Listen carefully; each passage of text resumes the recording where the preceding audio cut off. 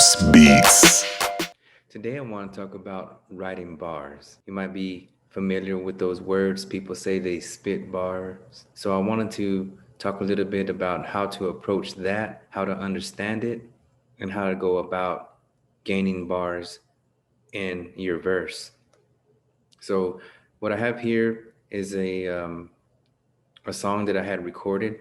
If you notice here in the top, it has 1 through 8. So it's 8 measures. Actually, 1 through 9 would be 8 measures. This would actually help if I turn on the metronome.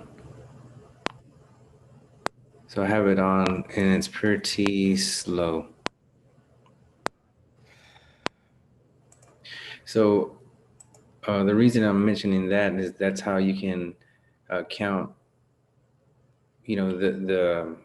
the size of your verse and how much you've already wrote. And the reason I'm mentioning this is because in the past I did have a problem with knowing how much to write, and I would fill up pages. I'd fill up a whole page, and I'm talking about taking the whole column on a row on a page, and I would fill up the whole page. And I was going to a studio at that time. I was pretty young. I was maybe 17, maybe younger than that. And I would pay this guy to use the studio. He would record us, me and a group of guys, and we would spit verses that were they had to be in the number of maybe 36 bars or something like that, because they were really lengthy. And he was a little bit older than us, and he was very knowledgeable when it came to writing lyrics and things of that nature. And he tried to tell us, you guys, your verses are too long. But of course, at that point, we were, young and seeking, the glory and trying to be, the most talked about person on the song. And I really didn't listen to what he was trying to tell me, but he was basically talking about bars, and he was basically telling me that I had too much. Most of the times people will have too little. I'm going to point these things out to you, and this will help you. If you have a DAW, you can use it to your advantage. This is a 16 measures. One of the pointers I wanted to mention is that when you first approach a song, that you can actually start with the first few words. In this case, the first words that I started off with were anywhere you want will go. So notice Anywhere you want will go. when I was first writing this song, those were the first words that I wrote down in my phone.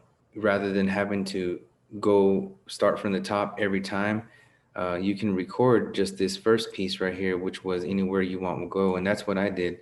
I recorded this first piece and I stopped there. But this is how it was in the beginning. It was just that first part, anywhere you want will go. What I would do is get another track like this one right here, whatever else I'm going to write. So I would just listen to this piece, and then I added these words.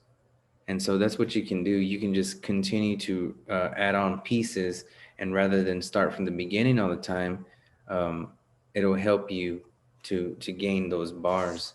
That's what I was doing. I just kept adding to it, adding to it, adding to it, adding to it, adding to it. And then as well, see, I had a chorus coming up right here, so I knew that I had to keep adding, which is represented by this red track, up until I got to the green part. And once you get to maybe, let's say, to the middle, the ninth, at the end of the eighth bar, rather than having to start from the very beginning all the time, you can just start from here because you already have all this pre-recorded. And of course, once you do have everything that was step for step for step, you want to go back and then record it all the way through without having all those breaks. See, it looked a little something like this, where I had a cut, a cut, a cut, a cut, a cut. See how all these are broken into cuts, and that's how it'll look, but once you go through full recording all the way through, you won't have any of those cuts, and it'll be just one clean take. So I hope this was helpful in helping you to count your bars, and also how to approach it and how to gain the bars. Thank you.